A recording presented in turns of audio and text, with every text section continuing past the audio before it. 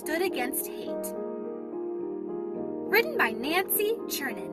Illustrated by Izzy Evans. In Natick, Massachusetts, there is a neighborhood that looks like many others. It isn't the biggest or the fanciest. Many pass through, not realizing the secret that makes it shine. Everyone is welcome. Everyone is celebrated. Everyone helps each other. Kids play at each other's houses. Dogs greet one another on walks. And adults buy lemonade from the children's stands. When people move in, neighbors bring a bounty of foods from their different cultures so they can enjoy the many flavors of their new home. When Cari, one of the neighbors, married, everyone was happy to meet her wife, Lauri. Their dogs, Twink and Scout, were welcomed too. "We've got something for you," Brendan, one of the neighborhood kids, said, pulling dog biscuits from a bowl. Twink and Scout smothered Brendan, Landon, and Summer with kisses.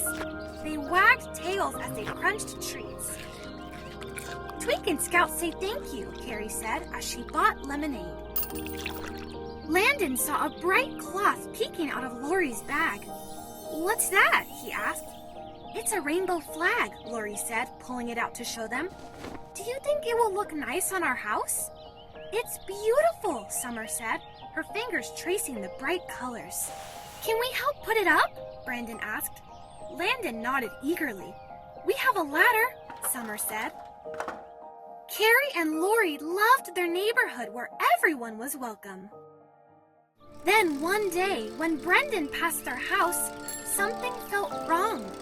He squeezed his brakes. It was too quiet. No Twink or Scout scampering to greet him. He didn't even hear a bark. And something else was missing. Was it their flag? Brendan saw Cari and Lauri scrubbing sticky bits of yolk from their walls and windows. Twink and Scout were whimpering, curled in balls by their feet. A broken mount swayed where the flag had waved. "What happened?" Brendan whispered.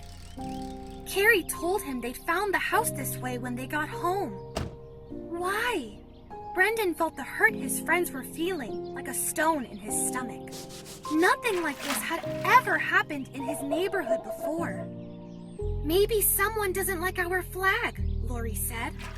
"Maybe someone doesn't like us," Cari added. "Can you get another flag?" Brendan asked. "And have someone do this again?" Lauri wiped her eyes. "I'm sorry, Brendan. I thought this was a neighborhood where everyone is welcome. But now?" That was what Brendan loved about his neighborhood too, that everyone was welcome. Had it changed? Was it broken like Cari and Lauri's flag? How could it be fixed? How could Cari and Lauri feel welcome again? Brendan pedaled slowly to the lemonade stand. He told his friends what happened. Summer kicked a rock. "Why would anyone do that?" she asked. They thought and thought. None of them had an answer, so they thought of another question. "What can we do?" Summer said at last. "I've seen rainbow flags at a store," Landon said. "Can we get them another one?" Brendan sighed. Lauri is worried that someone might steal it or egg their house again. Summer lined up some paper cups and pushed them close together. "What if we built a wall around their house?" Brendan scratched his head. "Or we could set up a patrol and take turns guarding their porch?" Landon clenched his fist. "Or we could find out who did this and egg their house too." But none of their ideas seemed right for a neighborhood where everyone was welcome. They didn't want to separate their friends with a wall or treat others like enemies.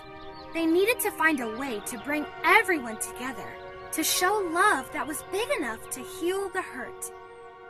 Then suddenly, a plan came to them. But would it work? Could they get other kids to help? Would their neighbors come through? Brendan, Landon, and Summer biked to the store that had the flags. They told the man at the counter what they wanted to do. He grinned. "Take as many as you want," he said. He helped load them on their bikes. As they rolled by, kids playing in the street asked what they were doing with the flags.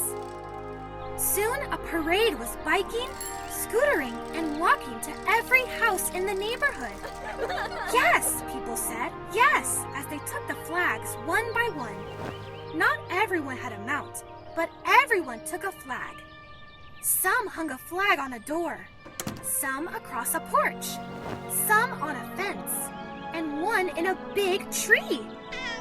The children brought the last flag to Cari and Lauri's house. They cheered as Cari and Lauri hung the flag on their door. Twink and Scout jumped and slobbered on hands and faces. Together, Cari, Lauri, adults, and kids walked up and down the bumpy sidewalks. Together, they admired how all the families were different but united, like the different colors in the rainbows of the flags. The children waved goodbye to Cari, to Lauri, to each other, to everyone glowing with pride as they biked, scootered, and walked home.